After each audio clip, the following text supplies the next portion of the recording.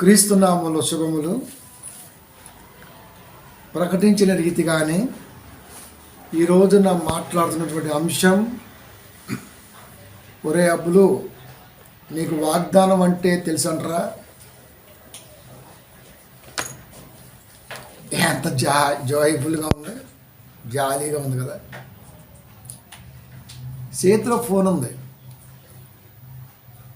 ఎవడు పడితే వాడు ఫేస్బుక్లో ఏదో ఒకటి పెట్టడం అలవాటు అయిపోయింది. పెడుతుందని ఆలోచిస్తారా అంటే ఆలోచించరు. అంటే దీన్ని బట్టి ఫోన్ని వాడటం కూడా రానటువంటి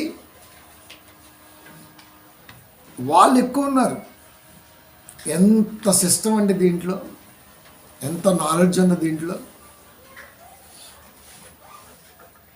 ఫేస్బుక్ ఫ్రీ కాబట్టి వాడు కూర్చుంటాడు. ఇక క్రైస్తవ్యానికి వాడే ప్రారంభం, వాడే అంత ఉన్నట్టు ఉంటాడు అన్నమాట. అందుకనే అలాంటి వాళ్ళని నేను అంటున్నటువంటి మాట ఏంటంటే, అరమెదట కాదు. అరమెదట అంటే హాఫ్ నాలెడ్జ్. అరగుండంటే బాగోదని అరమెదట అన్నాను. వీళ్ళు ఏం చేస్తారంటే, ఇక వాళ్ళ సంఘంలో విశ్వాసం ఉంటారు కదా, ఎవరి సంఘంలో విశ్వాసులు వాళ్ళ అయ్యగారు ప్రవాసే, పవన్ కళ్యాణే, అలా చూస్తుంటారు. ఇక అయ్యగారు ఏం చెప్పినా సరే ఇంకా వాళ్ళు సపోర్ట్లు కొట్టేస్తుంటారు. ఫస్ట్ బేసిక్ నాలెడ్జ్ బైబిల్ మీద లేకపోవటం మైనస్. వాక్యం వస్తున్న విధానం, అది చెప్పబడుతున్నటువంటి పద్ధతి, ఇది బేసిక్ నాలెడ్జ్ ఇప్పటికీ క్రైస్తవ్యంలో లేదంటే ఇంకేం చేయాలి చెప్పండి. అందుకే చాలా బాధ కలిగి సాధ్యమైన ఆదివారాలు 2026లో బయట ఇవ్వడానికే ప్లాన్ చేశాను. చాలా సంఘాలకి టచ్ అవ్వాలి. చిన్న చిన్న పనులు 2 ఉన్నాయి, క్లోజ్ అయితే వెంటనే బయలుదేరుతాను. కానీ ఎందుకంటే ప్రియమైన దేవుని పిల్లారా, వాక్యం మీద అవగాహన లేకుండా ఉన్నటువంటి వాళ్ళు ఎక్కువ మంది ఉన్నారు. ఇప్పుడు వాళ్ళందరూ ఎలా ఉన్నారంటే టపాసు బెల్లుండి బేలేస్తున్నారు. ఒకరు అంటాడు, ప్రామిస్ కార్డు ఉంది కదా, ప్రామిస్ కార్డ్ ఇది ఉంది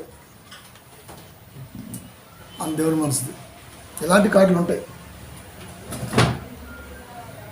ప్రామిస్ కార్డు వాడి దృష్టిలో ఎలా ఉందంటే,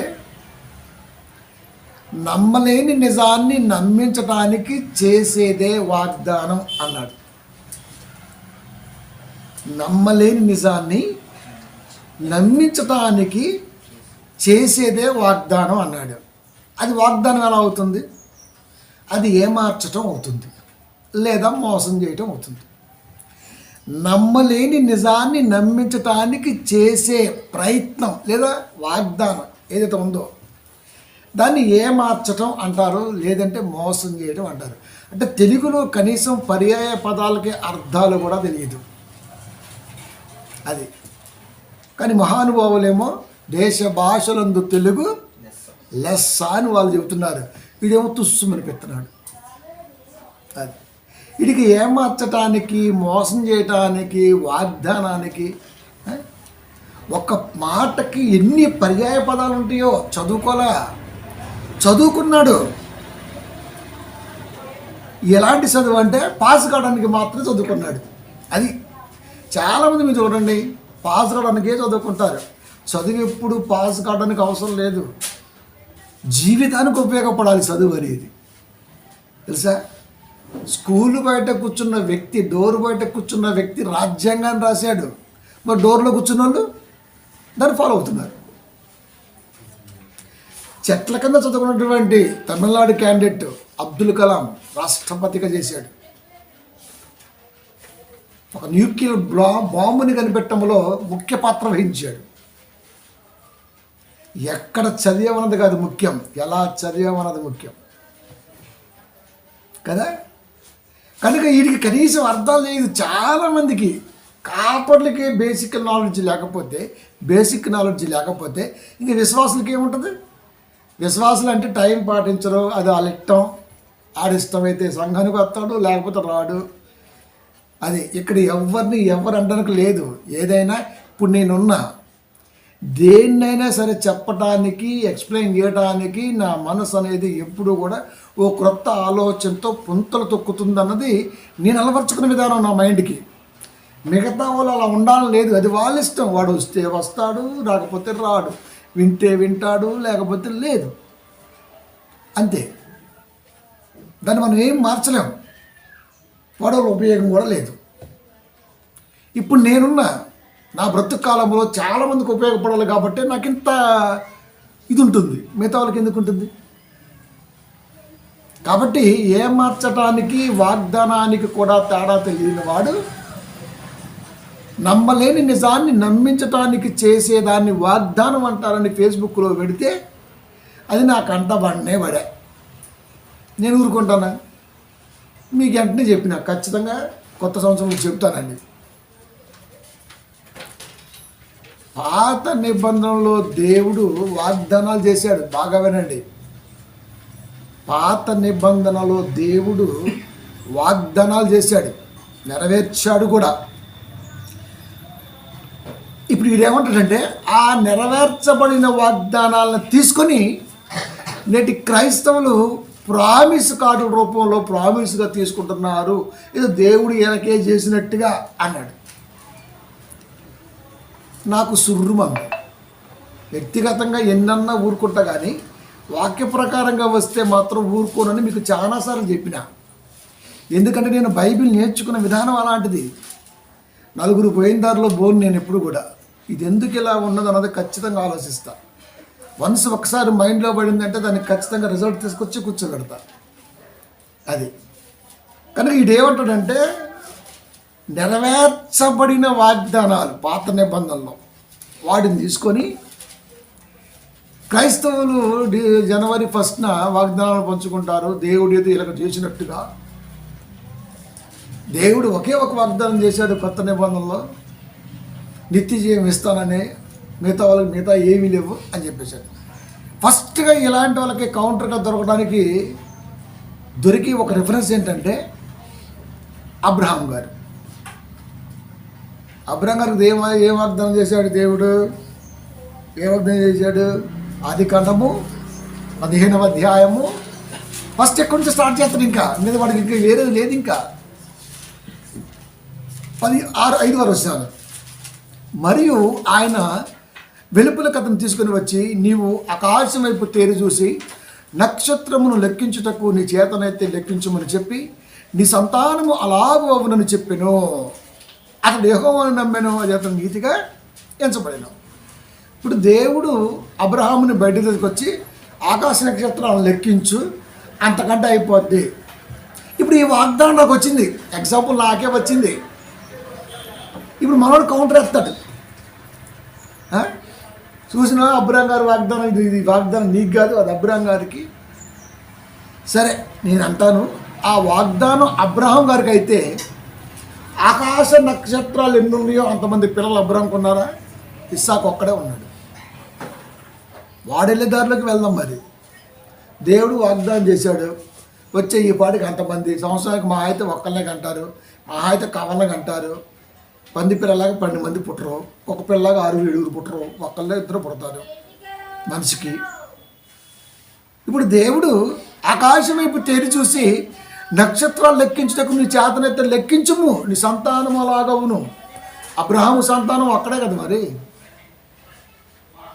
ఒక్కడే కదా. అది నమ్మాడు, అది అతను నీతిగా ఎంచబడింది. ఇప్పుడు ఆ వాగ్దానం నాకు వచ్చింది, నేను నమ్మాను, అది నీతిగా ఎంచబడుతుందా? ఎంచబడదా? అబ్రహాము సంతానం ఎవరు? విశ్వాసులకు తండ్రి అబ్రహాము. మన విశ్వాసులమా కాదా? విశ్వాసులు. ఆకాశ నక్షత్రాల కంటే ఎక్కువగా ఉన్నామా లేమా? ఉన్నాం. ఇప్పుడు అది నాకు వచ్చింది, ఆ వాగ్దానం నాకు వచ్చింది. ఇప్పుడు నా సంతానం అంటే నా ఆత్మీయ పిల్లలు అంతమంది ఉండాలి భూలోకంలో అని దేవుడు కోరుకున్నాడు. తప్పేముంది? అనేక చోట్లకు వెళ్తాం, సువార్త ప్రకటిస్తాం, ఆత్మీయ సంగతులు నేర్పుతాం, అనేక మందికి కూడా సత్య సంబంధమైన మార్గం నడుపుతాం. వాళ్ళందరూ కూడా పిల్లలు అనబడతారు. సింపుల్ అది. వెళ్ళకపోతే నీకు వర్తించదేమో, వెళితే. కాబట్టి ఆ వాగ్దానం వచ్చేసింది. అంటే మనోళ్ళు ఎలా చూస్తారంటే సంగతులను పైనే చూస్తారు. అబ్రహాము గారికి దేవుడు వాగ్దానం చేస్తే ఆకాశ నక్షత్రాలు లెక్కించు చేతనైతే అన్నప్పుడు, అంతమంది అవుతారు అన్నప్పుడు, నిజానికి మనం ఆలోచిస్తే అబ్రహాము వారి గర్భాన ఇస్సాకు ఒక్కడే కదా పుట్టింది. ఇస్సాకు గర్భాన యాకోబు, యాకోబు గర్భాన 12 గోత్రాలు, ఆ తర్వాత సువార్త ప్రపంచ జనాభా మొత్తం దేవుని పిల్లగా విశ్వాస తండ్రిగా ఉన్నాడు. ఎంతమంది విశ్వాసులు ఉన్నారు? 300 పైగా ఉన్నారు. కాబట్టి అది నెరవేరింది. ఇప్పుడు అది మనకు వచ్చింది అనుకున్నాం, దాన్ని తీసేద్దామా? ప్రియమైన దేవుని పిల్లరా, కనుక దేవుడు మనల్ని కూడా వాడుకుంటారు, మనల్ని కూడా ఆత్మీయ పిల్లల్ని కనాలి అన్నది ఆయన ఆలోచన అయినప్పుడు అది ఎలా పక్కకి వెళ్ళిపోతుంది? పోదు. రైట్. ఇంతకీ వాగ్దానాలు పాత నిబంధనలో దేవుడు చేసేటువంటి కొన్ని చూద్దాం. అవి నెరవేర్చబడ్డాయి కాబట్టి అవి కార్డు రూపంలో వస్తే అవి చెల్లుతాయా చెల్లవా అనేది ఇప్పుడు మనం చూద్దాం. ఓకే, ఇప్పుడు నెరవేర్చబడిన వాగ్దానం కొన్ని చూద్దాం. ఒకటి, దేవుడు ఏం చెప్పాడు అంటే తోడుగా ఉంటానని వాగ్దానం చేశాడు.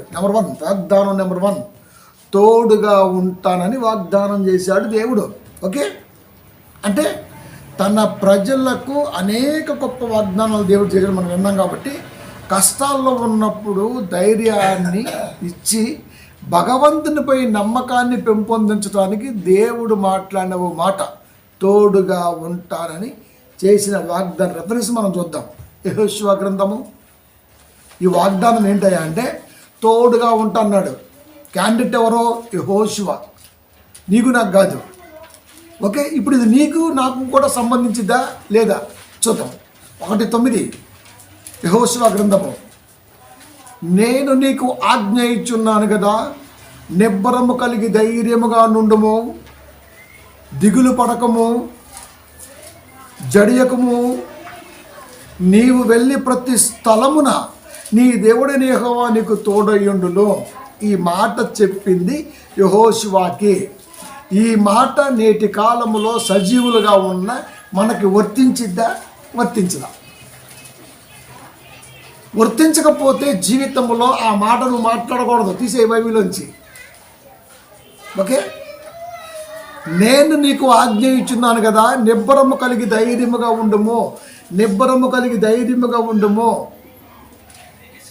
ఈ వాగ్దానం అనేది యెహోషువకి చేశాడా? మనకు కూడా ఇస్తున్నాడా? దిగులు పడకము, జడియకము, నీవు వెళ్ళి ప్రతి స్థలమున నీ దేవుడిని యెహోవా నీకు తోడయ్యుండును. నువ్వు ఎక్కడికైతే వెళ్తావో అక్కడ దేవుడు నీకు తోడుగా ఉంటాడు. కాబట్టి నువ్వు జడవద్దు, దిగులు పడవద్దు, నిబ్బరము కలిగి ధైర్యంగా ఉండు అని చెప్పాడు.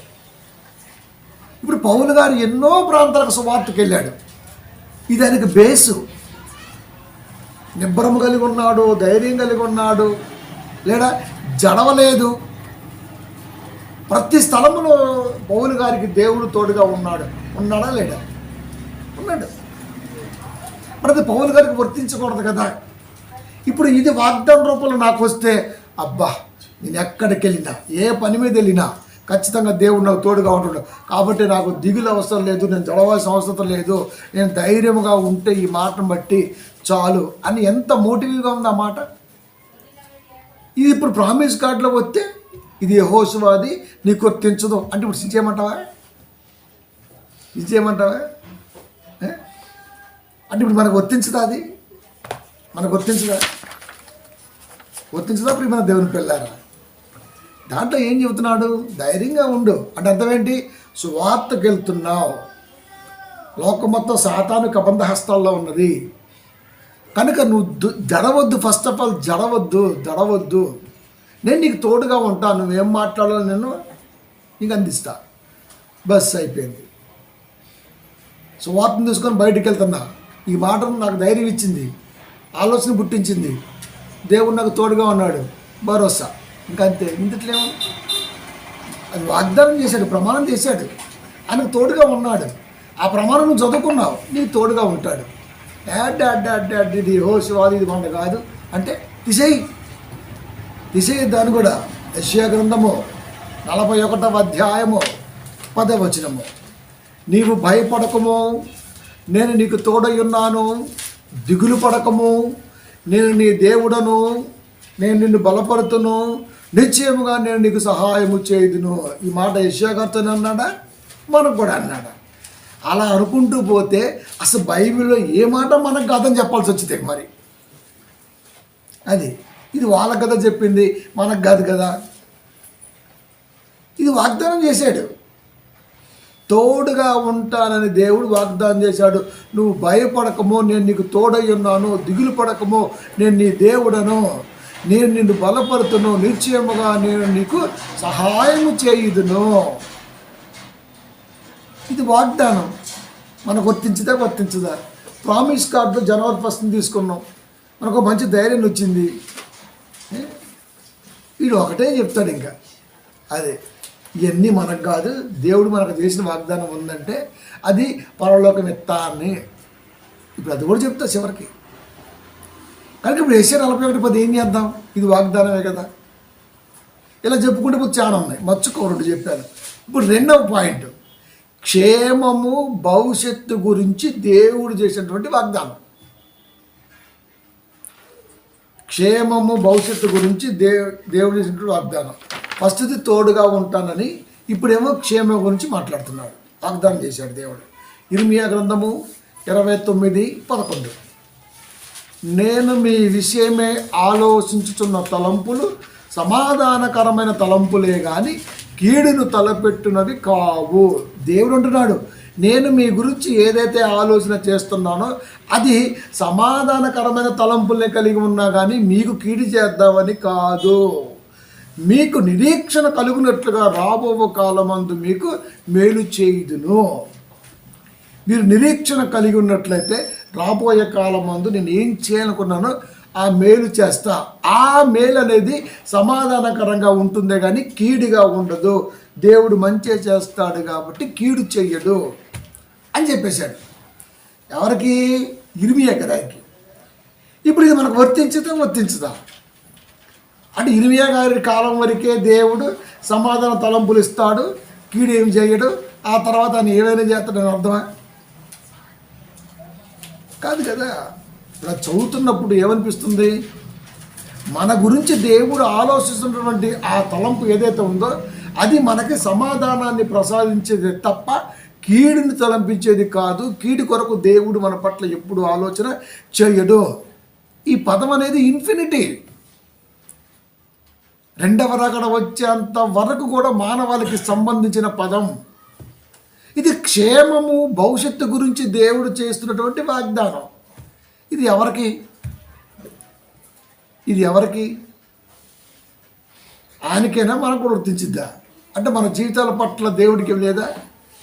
పిల్లలు కావాలి అనుకున్న దేవుడు ఆ పిల్లల కొరకు మనకంటే ముందు ప్రవక్తలు చేసినటువంటి ఆ వాగ్దానమే మనకు కూడా వర్తిస్తుంది అన్న జ్ఞానం మర్చిపోయాం. నా ముని మనవలకు కూడా ఈ ఆస్తి, నేను సంపాదించిన సంపద దక్కాలి అని వీళ్ళమ్మ రాస్తాడు మన తాత. అది నాన్న కాలంలో చెల్లుబాటు అయింది, మన కాలంలో చెల్లుబాటు అయింది, మనకు పుట్టే పిల్లలకు కూడా వర్తించింది. అంటే ఇంతమంది కూడా వీళ్ళమ్మ చెల్లిద్దా అంటే చెల్లిద్ది. ఒక వ్యక్తి ముందు జాగ్రత్తగా ఏదైతే రాశాడో వీలునామా అనేది భూమి మీద, అది ఇంతమందికి వర్తించి వాళ్ళకు చెందినప్పుడు దేవుడి మాట అంతమందిలో నుంచి మన కాడికి వచ్చి మనకి సమాధానాన్ని పంచింది. ఇప్పుడు ఇది వచ్చింది ఒక ప్రామిస్ కార్డు మీద ఏం చేద్దాం?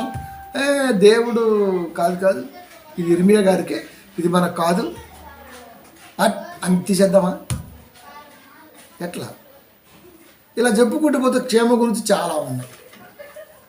ఇక మూడోది, బలహీనతల్లో శక్తినిచ్చే వాగ్దానం. ఒక మనిషి తలంపుల్లో కానీ, ఒక మనిషి కుటుంబ పరంగా కానీ, ఒక మనిషి మరొక పరంగా కానీ ఎప్పుడైనా సరే బలహీనంగా ఉంటే దేవుడు ఖచ్చితంగా బైబిల్ గ్రంథములో మనకి వాగ్దానం చేసిన మాట మనకు వచ్చినప్పుడు మనకి ఎంత భరోసా వచ్చింది మీరు చెప్పండి. బలహీనతలో వాగ్దానం చేశాడు. ఒకటి చూద్దాం, ఒక రెఫరెన్స్.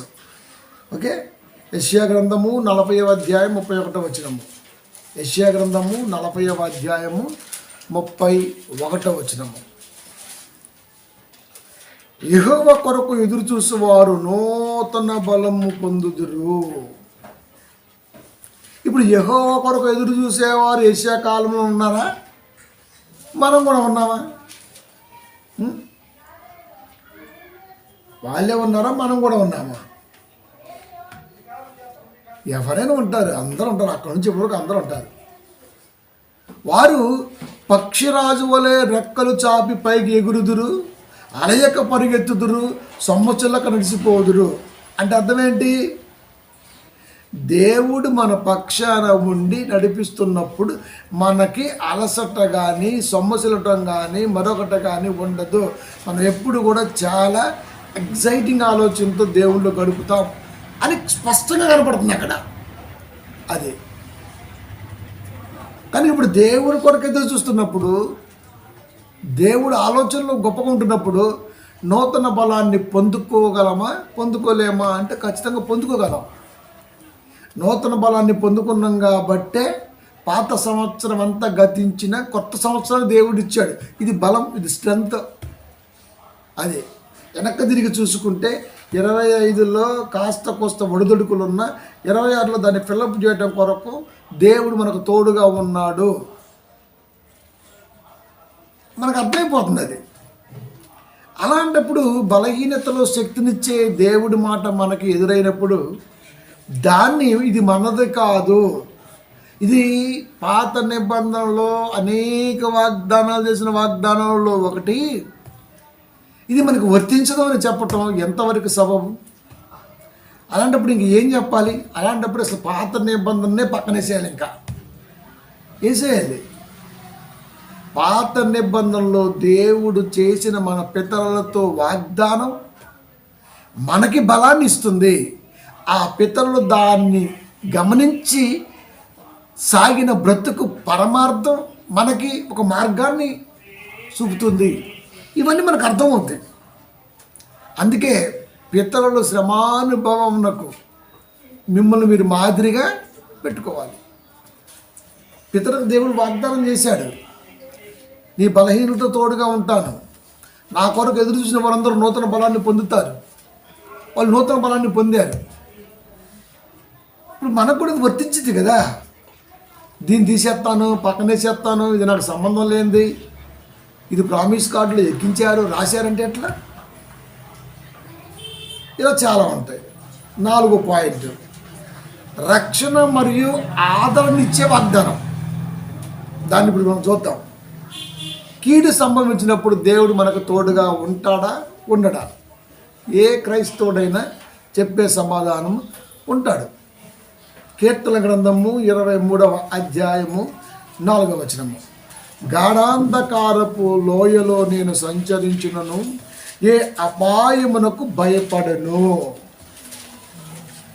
ఎలాంటి గాఢాంధకారం అంటే ఎలాంటి కష్ట నష్టాలు, ఒడిదొడుకులు, ఏ సహాయము లేక నిస్సహాయతగా ఉన్నటువంటి స్థితిగతులు ఎదురైనా సరే నేను భయపడను. అది హోప్లెస్, హెల్ప్లెస్ అయినా సరే నేను భయపడను. ఎందుకంటే నీవు నాకు తోడయుందువు, నీ దుడ్డు కర్రయు నీ యువత కొలయు నన్ను ఆదరించును. దేవుడు ఆదరణకర్తగా ఉంటాడు, రక్షణకర్తగా ఉంటాడు. ఉంటాడా ఉండడా? ఉంటాడు. ఎందుకంటే ఆయన చేసిన వాగ్దానం నిన్ను విడువక ఎడబాయక ఉందును. అందుకే చెబుతున్నాడు, గాఢాంధకార లోయలో నేను సంచరించినను, ఏ దిక్కు తోసక నేను నడుస్తున్న నడకలో నాకు ఆసరా అంటూ మానవాళి అన్న వారు ఎవరు లేనప్పుడు ఖచ్చితంగా ఏ అపాయం కూడా నాకు రాకుండా నువ్వు నన్ను కాపాడగలవనే నమ్మకం నాకుంది. అందుకే నేను భయపడను. అది వాగ్దానం వచ్చింది అనుకున్నాం. మనకి ఎంత భరోసా వచ్చింది? అబ్బా దేవుడే నాకు తోడు, దేవుడే నాకు ఆసరా, దేవుడే నాకు భరోసా. అంటే ఇది కాదు ఇది దానియేలుగా సారీ దావీదు గారిది, ఇది నాది కాదు అని చెప్పి దీన్ని పక్కనేస్తామా? పక్కనేస్తామా? వేయలేము. అది ఒక దావీదు గారికే కాదు, దావీదు మనకు మూల పురుషుడు. మన మూల పురుషుడు దేవుని ఇచ్చినటువంటి మాటను పట్టుకొని తిరిగి మనకు ఎలాంటి భరోసాను ఇస్తున్నాడు చూడండి, మనకు అర్థమైపోవాలి. అంటే ఎవరు లేని స్థితిలో దేవుడే నాకు దిక్కు, అది నాకు హెల్ప్లెస్ ఉన్నటువంటి స్థితిలో కూడా దేవుడే నాకు హెల్ప్ఫుల్గా ఉంటాడు, అది ఒక నమ్మకం. అది ప్రామిస్ కార్డ్ రూపంలో వచ్చిందనుకో, ఇప్పుడు దాన్ని ఏం చేయాలి? నాకొద్దు అనాలా? వీడికి కార్డుగానే కనపడుతుంది. అందుకే చాలామందికి బైబిల్ ఏమైనా కనబడిద్దా అంటే ఒక 150 రూపాయల పుస్తకంగానో, ఒక డబ్బులున్నోడికి 2000 రూపాయల పుస్తకంగానో కనబడిద్ది. దీనికి వెల కట్టడానికి లేదు ప్రియమైన దేవుని పిల్లారా. ఇప్పుడు 2000 రూపాయల బైబిల్ మాత్రం ఏముంటుందండి? ఓ కొరియన్ పేపర్ ఉండి, ఓ పేపర్ స్మూత్గా ఉండి, అక్షరాలు ఎంత దొడ్డుగా ఉండి, ఇంత మంచిగా ఉంటే అందుట్లో ఇంకేమైనా జ్ఞానం వచ్చేద్దా? పోనీ 50 రూపాయలు 30 రూపాయలు పెట్టి కొనుక్కున్నాం, పేపర్ అతుక్కుంటుంది, దాంట్లో ఏమైనా జ్ఞానం తక్కువ ఉందా? పేపర్ను బట్టి ఎలా క్యాల్కులేట్ చేస్తాం మనం? కాస్ట్ని బట్టి ఎలా క్యాల్కులేట్ చేస్తాం మనం? బైబిల్ అంటే దైవ గ్రంథము అంతే. నువ్వు 2000 రూపాయలు పెట్టి కొన్ని హెచ్చులు కొట్టాల్సిన అవసరం లేదు, 150 రూపాయలు పెట్టి కొనుక్కోండి తక్కువ అవసరం అంతకంటే లేదు. వాడికి అది నచ్చితుడు కొనుక్కోండి, వాడి స్థితి అంతే, అది కొనుక్కున్నాడు. అది నీ దగ్గర డబ్బులుంటే బంగారపు ప్లేట్లు పెట్టి అక్షరాలు గుద్దించుకోవచ్చు, వద్దన్నాడు. అలాగనే అయిపోతాయా? దైవజ్ఞానం వచ్చేద్దా? అంటే ఇటు ఎలా చూస్తున్నాడు అయ్యా అంటే, ఈ పుస్తకం దీంట్లో ఒక పేపరు, దాంట్లో ప్రింటు అంతే. తెల్లటి పేపర్ మీద నల్లటి అక్షరాలు టైపులో వాడి మనసుకి వెళ్ళింది. అంతేగాని ఇది దైవ ఆలోచనతో మన మానవాళి కొరకు జాగ్రత్తగా లిఖింపబడినటువంటిది అని మాత్రం మర్చిపోయాడు. ఎంత సింపుల్గా చూస్తాడు బైబిల్ని.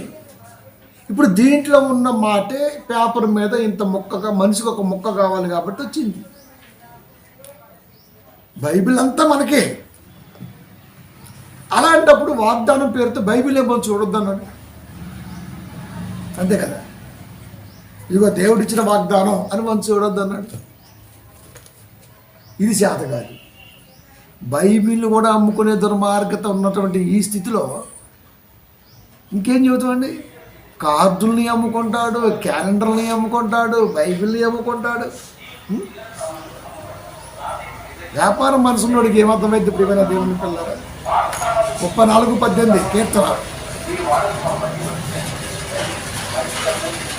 విరిగిన హృదయము గల వారికి యెహోవా ఆసన్నుడు, నలిగిన మనసు గలవారిని ఆయన రక్షించును. ఇప్పుడు ఇరిగి నలిగిన మనసు దేవుడికి కావాలా వద్దా?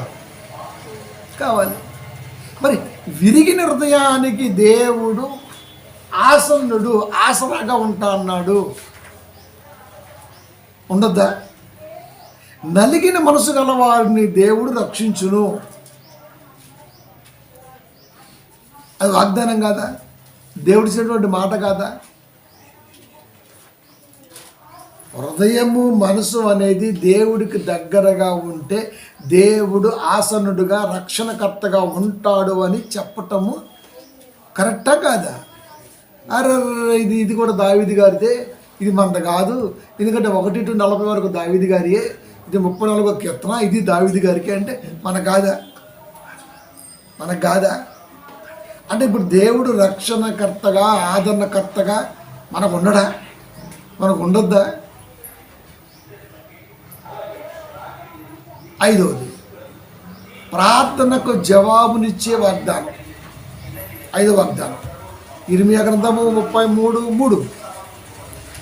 ఇర్మియా గ్రంథము 33:3.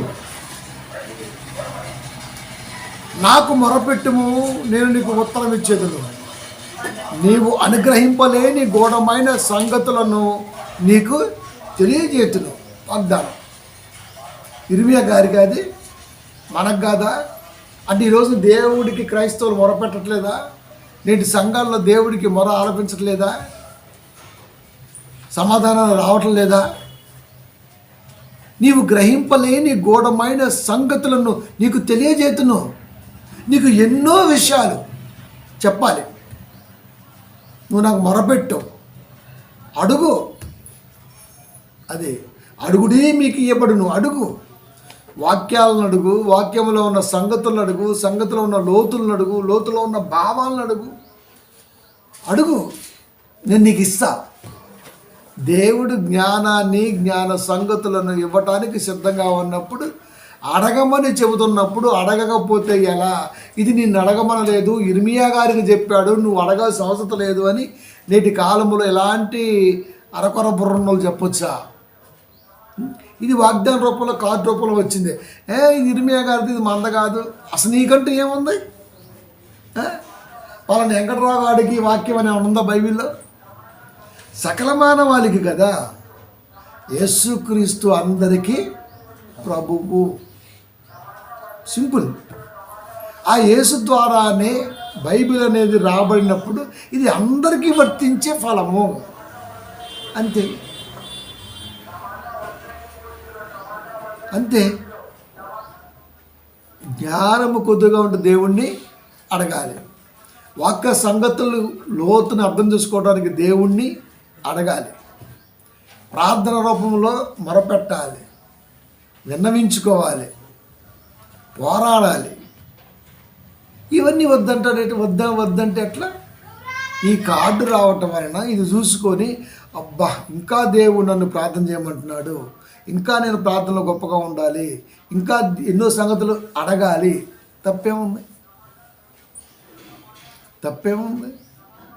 అంటే ఇది వద్దా? ఇప్పుడు ఇన్ని మాటలు మనం మాట్లాడుకున్న ఈ మాటలు ఎవరి కోసం అయ్యా అంటే మొత్తం పాత నిబంధనే కాబట్టి మనకు సంబంధం లేదు అన్నావా? పాత నిబంధనలో దేవుడు వాగ్దానం చేశాడు, నిర్వర్తించాడు. ఆ నిర్వర్తించిన వాగ్దానాలను మన పితరులు ఎలా తీసుకొని ముందుకెళ్ళి విజయాన్ని సాధించారో గ్రహించటానికి ఆ మాటలు ఉన్నప్పుడు, ఆ మాటలే మనకు వచ్చినప్పుడు, ఆ పితరులకు చెప్పిన పలికిన దేవుడు అందించిన మాటలే మనకు వచ్చినప్పుడు, వాళ్ళు ఎలా అయితే విజయాన్ని సాధించారో, విజయాన్ని అందుకున్నారో, దాన్ని అందుకోవడానికి మనకు ఒక మంచి భరోసా కదా, మంచి ఆసరా కదా కదా. ఎంత బాగుంటుంది. వాళ్ళు ఎలాగైతే ఈ మాటను తీసుకొని ముందుకెళ్ళారో అవి చెప్పడానికి ఈ మాట నీకు బంగారం, ఒక బంగారం లాంటిది మాదిరి. ఈ మాటను తీసుకొని వాళ్ళు ఎలా ముందుకెళ్ళారో, ఆ మాటను తీసుకొని వెళ్తున్నప్పుడు వాళ్ళు ఎన్ని ఎదుర్కొన్నారో అవన్నీ కూడా నేటి మానవాళికి పాఠాలు. అవి చెప్పకపోతే ఎట్లా? వాళ్ళు ఎదుర్కొన్నటువంటివి, వాళ్ళు అడిగినటువంటివి, వాళ్ళు దేవుడి దగ్గర పొందుకున్నటువంటివి, వారికి దేవుడు ఇచ్చినటువంటివి మనకి ఎంత భరోసాని ఇస్తాయండి. దావీదు సింహాల బోనులో ఉన్నాడు, ప్రార్థించాడా? ప్రార్థించాడు. ఇప్పుడు మన సింహాల బోనులో ఉండాలా ఏంటి అని మనకు అడిగి వెళ్ళిపోవాలా? మనం ఏదో ఇబ్బందుల్లో ఉన్నాం, మనం ఏదో కష్టంలో ఉన్నాం. ఆనాడు దానియేలుకే సహాయం అందింది, మనకు అందదా? అది సింహాల బోన్ అవ్వచ్చు, ఇది ఏది చేసినటువంటి ఒక స్థితి అవ్వచ్చు. కానీ ఇక్కడ కూడా ప్రతిఫలం వచ్చింది కదా. ఇక సింహాల బోనగానే సింహాల బోనేనా? ప్రియమైన దేవుని పిల్లారా, దీన్ని బట్టి మనకి ఏమర్థమవుతుందంటే, సంఘంలో కాస్త కూస్తో దేవుడి మీద ప్రేమతో ఒక మనిషి పైకి లేవాలంటే పితరుల యొక్క జీవిత ప్రయాణాలని, వాళ్ళ పట్ల దేవుడికి ఉన్నటువంటి ప్రమాణాలని, వచ్చి ఉన్న మానవాళికి ఆసరాగా ఉంటుందని దేవుడు కళ్ళగన్నాడు.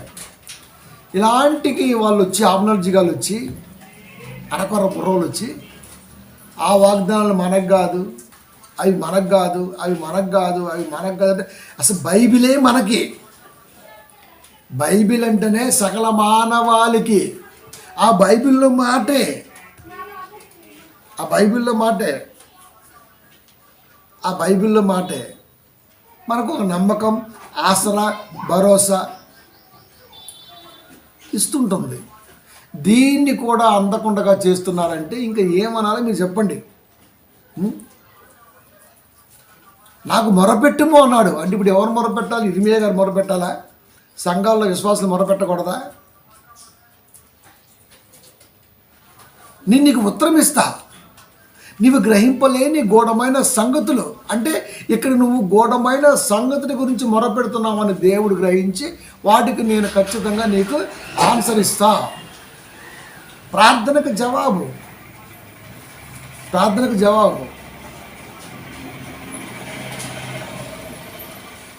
ఇంత గొప్పగా దేవుడు వాళ్ళకు వాగ్దానం చేసి నెరవేర్తిస్తున్నప్పుడు వాళ్ళు పొందుకున్న, వాళ్ళు కలిగి ఉన్న అనుభవాలని దేవుడు పొందుపరిచి మనకు అందించడానికి ప్రయత్నం చేస్తుంటే వీడేమో బ్రేక్ వేస్తుంటాడు. ఈ మనకు కాదు అన్నీ నిర్వర్తించాడు దేవుడు. ఇంకేం బాకీ లేవు. అంటే ఇప్పుడు దేవుడు మనకి ఏమి ఇవ్వడు. ఇంకా ప్రియమైన దేవుని పిల్లారా, ఇన్ని సంగతులు దేవుడు మానవాళికి ఎందుకు చెప్పాలనుకున్నాడు? 40 ఏళ్ల క్రితం చెట్టు కింద 10 మంది కూర్చొని ఏం మాట్లాడుకున్నారో 40 ఏళ్ళ తర్వాత రోడ్డు మీద నడుస్తూ కూడా మనం అవే మాట్లాడుకుంటాం. అదే ఈ సంవత్సరం అలా ఉంది, ఈ సంవత్సరం ఎలా ఉంది, ఇలా చేస్తే బాగుంటుంది. ఇలా ఒక పెళ్లి విషయం గురించి మాట్లాడుకుందాం. 40 ఏళ్ల క్రితం వాళ్ళు ఏం మాట్లాడుకున్నారో 40 ఏళ్ళ తర్వాత కూడా మనం అదేం మాట్లాడుకుంటాం. కాకపోతే ఆ పదాల్లో ఉన్న వస్తువులు మారచ్చు. అదే తాటాకు అక్కడ లేదు, ఆ రేవులో బాగుంటుందంట, మనల్ని పంపిద్దాం ఎక్కడగాడిని వాళ్ళని ఒక 2 గేదెలు ఇచ్చి పంపిద్దాం, లేదా 2 గాడిదలు ఇచ్చి పంపిద్దాం, వాటిని వేసుకొని వస్తారు. పెళ్లి విషయం అది ఇప్పుడైతే ఆ ఫంక్షన్ బాగలేదంట, అది బుక్ అయిపోయింది, మనకు అందుబాటులో లేదు, ఇంకొకటి మాట్లాడుకుందాం, లేదా ఇంకెవరిని ఎంక్వైరీ చేయండి, ఇంకో 4 కనిపెట్టండి, ఒక 4 లైన్లో పెట్టుకుందాం, ఏదో ఒకటి వర్క్ చేసుకుందాం. అది అక్కడ తాటాయడి గురించి, పందిరి గురించి, నీ ఇంటి ముందు గురించి మాట్లాడావు.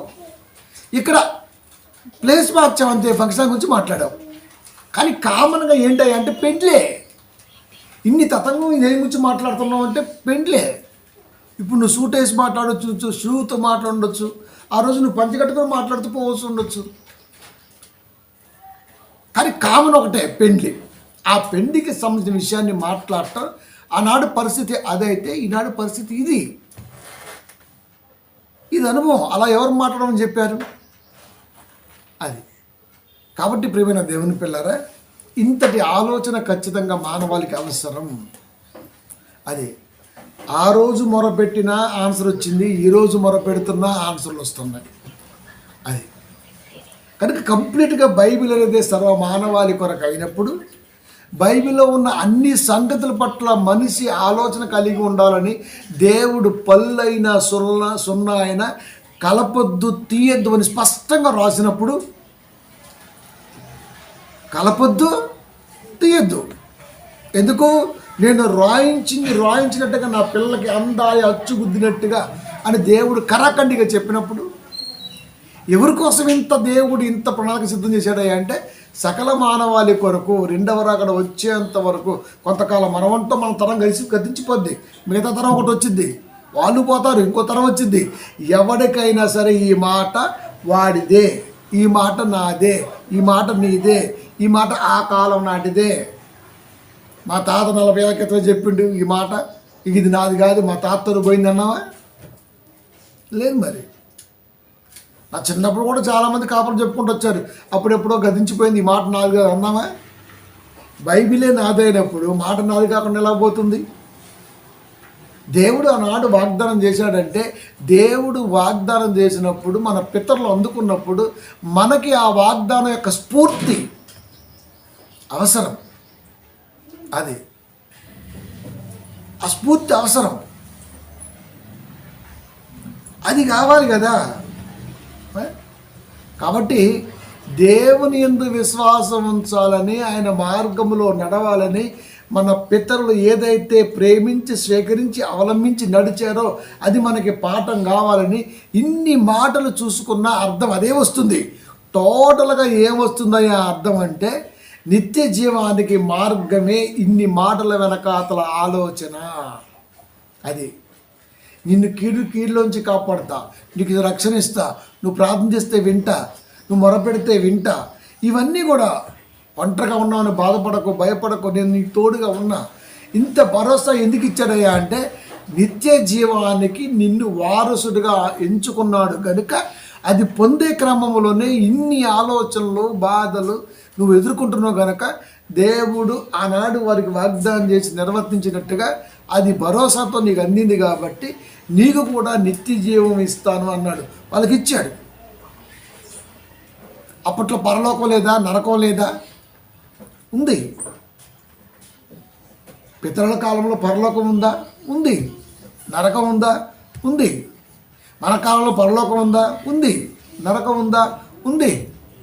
మన కాలంలో వారి కాలంలో దేవుడు కృప కానీ కనికరం కానీ ఆయన సంకల్పం కానీ ఆయన కోపం కానీ రౌద్రం కానీ ఉన్నాయా?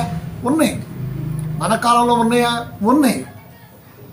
పితరులందరూ మరణించి నెమ్మది పొందే స్థలంలో ఉన్నారంటే వారు పరదేశంలో ఉన్నారా? ఉన్నారు.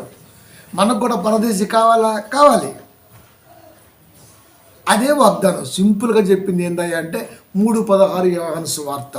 దేవుడు లోకమును ఎంతో, లోకం అంటే మనుషులు, లోకమంటే మట్టి కాదు, ఈ లోకమంటే ఎవరు చెప్పారు ఇది? గురజాడ అప్పారావు గారు ఎవరు చెప్పారు? ఇందులోంచి మాట తీసి చెప్పాడు ఆయన. లోకమంటే మట్టి కాదు, లోకమంటే మనుషులోయ్. దేవుడు లోకమును ఎంతో ప్రేమించును. మన ముందటి తరము, ఆ ముందటి తరము తరతరాలు ముందటికి వెళ్ళిపోతే మన పితరులు ఎవరైతే ఉన్నారో వారి కాడి నుంచి నేటి మన వరకు కూడా దేవుడు ప్రేమిస్తూనే ఉన్నాడు. దేవుడు ప్రేమిస్తూనే ఉన్నాడు. ఒకే ఒక మాట, దేవుడు లోకమును ఎంతో ప్రేమించెను, ఆయన తన అద్వితీయ కుమారునిగా పుట్టిన మానియందు. అద్వితీయ అనగానే మళ్ళీ ఇక్కడ మనోళ్ళు ద్వితీయం, ద్వితీయం అంటే రెండో కుమారుడు, అద్వితీయం ఇది కాదు. ఇక్కడ అద్వితీయం అంటే దాన్ని ఇంకా మనం వర్ణించలేం. అమోఘం అంటే అర్థం ఏంటి?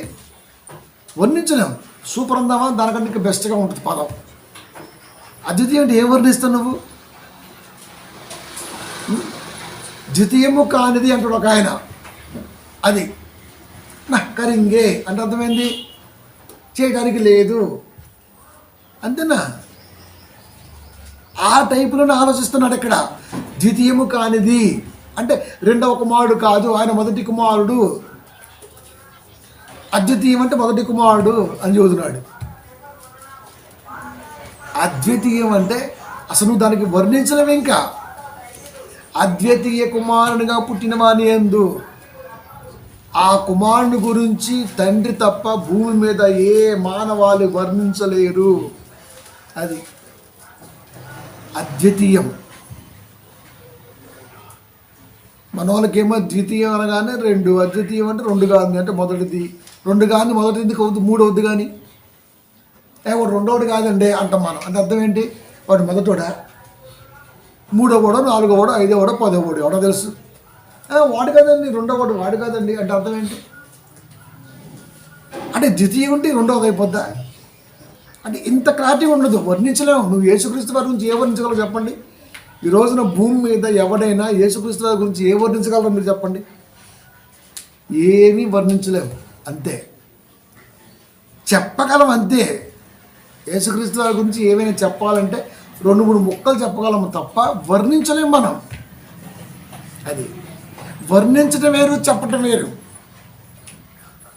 సినిమా ఎలా ఉంది? బాగుంది, ఇట్ట పట్ట ఏదో ఒక లొట్ట అయిపోయింది. చెప్పటం అది. వర్ణించడం అంటే ఒక్కొక్క సన్నివేశానికి ముందు మూమెంట్ని నువ్వు రాయగలిగితే ఇంత అయింది స్క్రీన్ ప్లే. నువ్వు దీన్ని వర్ణించలేవు. అది వర్ణించలేవు. పదాలు చూడండి ఎలా ఉంటాయో. కనుక యేసుక్రీస్తు వారి గురించి వర్ణించాలంటే భూమి మీద ఎవడి వల్ల కాదు, యేసుక్రీస్తు వారి గురించి చెప్పగలం. అది మన కొరకు ప్రాణం పెట్టడానికి వచ్చాడు. ఇది వర్ణ కాదు, చెప్పటం. అది బాప్తీసం తీసుకున్నవాడికి మార్గం అని చెప్పాడు, చెప్పటమే కాదు, వర్ణించటం కాదు. క్రీస్తు గురించి వర్ణించలేం, దేవుడి గురించి వర్ణించలేం, బైబిల్ గురించి వర్ణించలేం. అది కాస్త కూస్తూ మనకున్న పరిజ్ఞానాన్ని బట్టి చెప్పగలం, అంతే. అది అందుకని చూడండి, క్వశ్చన్ పేపర్లో మనకు స్పష్టంగా వచ్చింది ఏమని, రాయిము, వివరించుము, అంతే. రాయిము, ఆన్సర్ రాయిము, అంతే, రాస్తాం, అంతే. ఏ పేపర్లో వేసారో వర్ణించమని వచ్చిందండి, వర్ణించమని వచ్చిందా? వాడు ప్రింట్ చేయలేడు వాడు ఆ పదాన్ని. సరైన సమాధానంతో ఆన్సర్ రాయము, వివరించుము, ఈ రెండే ఎక్కువ ఉంటాయి. వర్ణించము ఎక్కడ కనపడుతుంది చూడండి మీరు ప్రశ్నపత్రాల్లో, వర్ణించలేము మనం. వివరించుము. కనుక క్రీస్తు గురించి చెప్పాలంటే మనం వివరిస్తాం, అంతే, వర్ణించలేం. చెప్పగలమే తప్ప వర్ణించలేము. దేవుడు లోకమును ఎంతో ప్రేమించును, ఈ పదాన్ని వర్ణించమని ఎవరినైనా చెప్పగలం. అది ఆనాడు ఆయన కాలంలో ఇలా జరిగితే ఇలా కాపాడండి చెప్పటమే, వర్ణించటం కాదు. అది వర్ణించటంలో ఏమొస్తాయి అంటే, మన కంటికి తప్పు అనిపించింది దేవుడు ఒప్పుగా చూసినప్పుడు దాన్ని ఎలా వర్ణించగలం చెప్పండి? వర్ణనకి వివరణ చెప్తున్నాడు దేవుడు. మానవాళికి తప్పు అనిపించింది, కానీ దేవుడికి అది రైట్ అనిపించింది. తప్పప్పులు చూస్తావా? తప్పప్పుల మధ్య దేవుని ఆలోచన మానవాళికి వర్ణిస్తావా? వివరించడం కాదు. అది అందుకే చాలామంది మాట్లాడుతున్నప్పుడు బైబిల్లో అట్టుంది ఎట్టుంది అంటే, నువ్వు అది చూసావు, అది ఆయన రాశాడు, అది నువ్వు వర్ణించట్లా, చెబుతున్నావు, అంతే. అది చెబుతున్నావు సింపుల్గా. మనకు ఎక్కువగా ఫస్ట్ కనపడే వ్యక్తి లోతేనండి. లోతే తప్పు చేయలా, కానీ లోతు మీద కూడా దేవుడు ఎందుకు అది రాయించి పెట్టాడు చెప్పండి? నువ్వు చెబుతున్నావు, అంతే, వర్ణించు. కొత్త నిబంధనకు వస్తే లోతు నీతిమంతుడు రాయబడింది. అక్కడ లోతు గురించినటువంటి వివరణ దేవుడికి తెలిసింది. మీ బైబిల్ కాబట్టి మీరు వాళ్ళని వెనకేసుకొస్తారంటే, మా బైబిల్ మీ బైబిల్ కాదు, సకల మానవాళి గ్రంథం అది. అక్కడ వెనకేసుకొచ్చేది నేను నువ్వో కాదు, దేవుడు. ఆయన వెనకేసుకొచ్చామన్నాం అనుకో, రేపు పక్కన పగిలిపోతే మనకి వెనకాల ఎందుకు వేసుకొస్తాం మనం? కాబట్టి వాగ్దానానికి, రెండు వ్యక్తుల మధ్య ఉద్దేశ వివరణకి, వర్ణించడానికి ఇన్ని రకాల అర్థాలు మనకు తెలిసిన రోజున మాత్రమే బైబిల్ చెప్పడానికి పూనుకోవాలే తప్ప నోటికొచ్చినట్టుగా చెప్పకూడదు. అది దేవుడు లోకాన్ని ఎంత ప్రేమించాడు ఎవరిని అడుగు, నీకు తెలిసిందే చెప్తాడు. కానీ నీకు వర్ణించట్లా, వాడు చెబుతున్నాడు, అంతే. ఆ చెప్పేది కూడా వినలేని స్థితిలో మనం ఉంటాం, ఇంకా వర్ణిస్తే చచ్చిపోతాం మనం. ఆయన తన అద్వితీయ కుమారునిగా పుట్టిన వాని యందు, అద్వితీయ కుమారునిగా ద్వితీయం కానిది కాదు, తృతీయం మరొకటి కూడా కాదు. నువ్వు వర్ణించలేవు, అంతే. తన కుమారుని గురించి నువ్వు వర్ణించలేవు, అది నువ్వు వివరించడం కూడా లేవు. అంత గొప్పగా ఉంటుంది ఆయన వెనకాతల. తన అద్వితీయ కుమారునిగా పుట్టిన వాని యందు అంటే యేసుక్రీస్తు వారు, విశ్వాసముంచు ప్రతివాడును నశింపక నిత్య జీవం పొందినట్లు ఆయనను అనుగ్రహించును. మన పితరులతో చేసిన వాగ్దానాలు ఏవైతే ఉన్నాయో వాళ్ళు పొందుకున్న నెమ్మది స్థానం వెనకాల ఉన్నది కూడా యేసుక్రీస్తు వారి పట్ల ప్రగాఢమైన విశ్వాసం. అందుకే చాలాసార్లు సువార్తలు మాట్లాడుతున్నప్పుడు ఎన్నో లోతైన పదాలు మాట్లాడతాడు. నేను అబ్రహాము పుట్టక ముందే, వాళ్ళకి అర్థం కాలేదు కాబట్టి రాళ్ళతో కొట్టాలని చూశారు. మనోడు ఏం చెప్తాడు, ఇప్పుడు వాళ్ళు యూదులు కాబట్టి, జుడోస్ కాబట్టి వాళ్ళ మనసులోకి వెళ్ళి అని చెబుతాడు. ఎవరు? ఈ పాస్టర్ గాడు అది యూదులైతే వాళ్ళకి ఒక వేరే మెంటాలిటీ ఉంటుందా? భాష వేరే వచ్చాము కానీ దేవుని పట్ల ఒకటే కదా. ఇప్పుడు వాళ్ళలోకి వెళ్ళాలంట. వాళ్ళు ఏడన్నారు? చెట్టుకు ఒక మొక్కలు ఒకరు అయిపోయారు, మొక్కలు అయిపోయారు. వాళ్ళు ఏడన్నారు? తెలంగాణ, ఈ స్టేట్లో తెలంగాణ అంటే అంతే, అది కలిసి ఉన్నాయి ఆ రోజున. ఆంధ్ర, తమిళనాడు, తెలంగాణ కలిసి ఉన్నాయి. 58లో పొట్టి శ్రీరాములు గారు యుద్ధం చేశారు కాబట్టి అక్కడి నుంచి గుమ్మడి కుదురు నుంచి అడుపోయింది. అది చెన్నై అయిపోయింది. ఇప్పుడు ఈ రెండు కలిసి ఉన్నాయి కాబట్టి, అప్పుడు 23 జిల్లాలుగా ఉన్నాయి కాబట్టి ఈ ఉమ్మడి వాటికి కూడా ఒక్కడే ఉండేవాడు ముఖ్యమంత్రి. ఇప్పుడు దీని మీద యుద్ధం జరిగి 2009లో ఇది పోయింది. ఇప్పుడు దానికి అయిపోయింది. ఇంత వివరణ వస్తుందా? 3 కలిసి ఉన్నాయి, ఇప్పుడు 3 మొక్కలు అయిపోయినాయి. ఇంత వివరణ వస్తుందా? ఇంత వివరణ వెనకాల ఏముంటుందయ్యా అంటే, నీకు ఒక ఆలోచన కావాలి. దేవుని పట్ల కూడా ఇలాంటి ఆలోచన నువ్వు కలిగి ఉంటే బాగుంటుంది. ఇంత వర్ణన అవసరమా? ఇంత వర్ణన అవసరం ఏది ఈ రోజున ఏది? పితరులైనా మిగతా వారైనా ఎవరైనా ఇటు వెనకాతలు ఉన్నారంటే నిత్య జీవము అన్న దాని కొరకే ఉన్నారు. అద్వితీయ కుమారునిగా పుట్టిన వాని యందు విశ్వాసముంచు ప్రతి వాడును నశింపక నిత్య జీవం పొందినట్లు ఆయనను అనుగ్రహించెను. క్రీస్తు అనుగ్రహింపడ్డాడు. అందుకనే అబ్రహాము పుట్టక ముందే నేనున్నా. అబ్రహాం ఏ కాలం నాటివాడు? అబ్రహాము పుట్టక ముందే ఏనుంటమేంది? యూదులకు అర్థం కాల. అందుకనే రాళ్లతో కొట్టి చంపాలని చూశారు. అది చెప్పడం చేతగాక యూదుల మనసులో ఉన్నవాడు అన్న మాట ఏదన్నా ఉన్నది అంటే అది దేవుడికి సంబంధించింది కాబట్టి, యేసుక్రీస్తు వారు నేను దేవుడిని అని చెప్పుకున్నాడు కాబట్టి అది వాళ్ళకి నచ్చలేదు కాబట్టి రాళ్ళతో కొట్టాలని చూశారు అని చెప్పాడు ఈ పాస్టర్. అసలు ఏమన్నా సంబంధం? ఉన్నవాడంటే ఉన్నవాడేనా? ఉన్నవాడిని అంటే అర్థమైంది. అరే ఇప్పుడు నేను ఇక్కడ ఉన్నాను రా అంటే అర్థమేంటి? రాళ్ళతో కొట్టేస్తారు నన్ను? ఉన్నవాడనే పదము this word goes to word of God, లేకపోతే యెహోవా అందామా? ఇక ఉన్నవాడంటే ఆయనకేనా? అనురాధ ఈ పేరు మాయావతి ఇంకెవరుకుంటాకి వీలు అన్నామా? అందామా? ఏమి భాషరా నాయన? స్వప్న కుమారి, ఇది మా అమ్మ పేరు, ఈ పేరు ఎవరు కొనడానికి వీలేదు, తలకాలు తీసేస్తానంటే ఏం బాగుంటుంది? ఎవడో పెట్టుకోవచ్చు. ఉన్నవాడు మోసట అన్నాడు దేవుడు. అయ్యా నేనేం చెప్పాలి? ఉన్నవాడని చెప్పుకున్నాడు అంతే. ఇప్పుడు యేసుక్రీస్తు ఏమన్నారు? అబ్రహాము పుట్టక ముందే ఉన్నవాడను అన్నాడు. నేను అబ్రహాము పుట్టక ముందే ఉన్నవాడను అన్నాడు. కాబట్టి ఉన్నవాడు అనగానే యూదులకంట దేవుళ్ళకి అర్థమైందంట. ఓహో యెహోవా ఏనే అని చెప్పుకుంటున్నాడని చెప్పేసి రాళ్ళతో కొట్టారంట. రాళ్ళతో కొట్టడానికి ఏమో సంబంధం ఉందా? నీ చేత కాకపోతే నా వల్ల కాదని చెప్పాలి. ఆయన దీని వివరణ నా వల్ల కాదని దండం పెడతా ఏదైనా చెబుతా పాఠం అని చెప్పాలి. బిల్డప్ ఇస్తే ఎట్లా? ఇక ఆడ ఉన్నవాడు ఉంటే ఇక స్టాంపు తీసుకొచ్చి ఇటు ఫేస్ చేస్తుంటాడు. కలిపి చెరిపిడి అనేకులు ఉన్నారు ఈ రోజున. రాళ్ళతో ఎందుకు కొట్టాడు మళ్ళీ ఒక వారం చెబుతా. అసలు వాళ్ళకి ఏం అర్థమైంది ఆయన మాటలో? కాబట్టి ప్రియమైన దేవుని పిల్లారా, అలా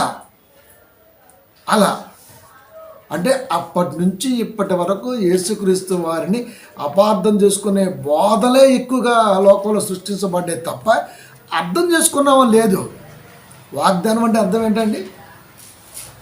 ప్రమాణం. ఇంకా చెప్పాలంటే ఒట్టు. అది ఇంకా చెప్పాలంటే ఎన్ని చెప్తుంది దానికి. వాగ్దానం అంటే మాట ఇవ్వటం. అది నెంబర్ ఆఫ్ వర్డ్స్ వస్తుంటే మనకి దేవుడు మనకు వాగ్దానం చేశాడు. అది నాకు కార్డు రూపంలో వచ్చింది. తప్పేముంది? ఇప్పుడు చాలా క్యాలెండర్లో వాగ్దానాలు లేవా? ఎన్ని వాగ్దానాలే కదా, మరి అవన్నీ వాగ్దానాలే కదా. బైబిల్ అంతా వాగ్దానమే కదా. ఈ వాగ్దానములోనే ఆయా వ్యక్తుల టెస్టిమనీ, జీవిత ప్రయాణాలు, సత్యాలు, అనుభవాలు అన్నీ రంగరించి దేవుడు మన కొరకు పెట్టాడు. అందుకనే పాత క్రొత్త నిబంధన కలిపి స్పష్టంగా బైబిల్ చాలా ఈ పదాలు మనకు సంబంధించినవి కావండి, మనకు సంబంధించి కావు, ఇవి వాళ్ళకే సంబంధించినవి. కానీ ఇన్స్పైర్ అవ్వాలిగా నువ్వు. స్వతంత్ర పోరాటం అనేది నాకు సంబంధించింది కాదు, నాకేం అవసరం అండి, నేను లేను, మా తాతలు లేరు, మా తాత ఉండవు కూడా నాకు చెప్పలేదు. మరి మాకు ఉన్నారు ఎవడన్నా, నాకెందుకు అది నీ ఆగస్టు 15 బోను జనవరి బోను అంటే ఎట్లా? దేశద్రోహి కింద లెక్కడతాడు నేను.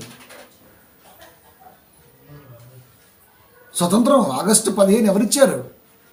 వాళ్ళు కష్టపడి తెచ్చారు ఆ రోజు. వాళ్ళలోంచి మనం వచ్చాం, నాకు సంబంధం లేదు, ఇది నాది కాదు అంటే ఎట్లా? దేశద్రోహి కింద లెగ్గట్టింది దేశం మనల్ని. ఆఫ్టర్ ఆల్ తెచ్చిన స్వతంత్రాన్ని కాదంటేనే మనల్ని కొలబడుతారు.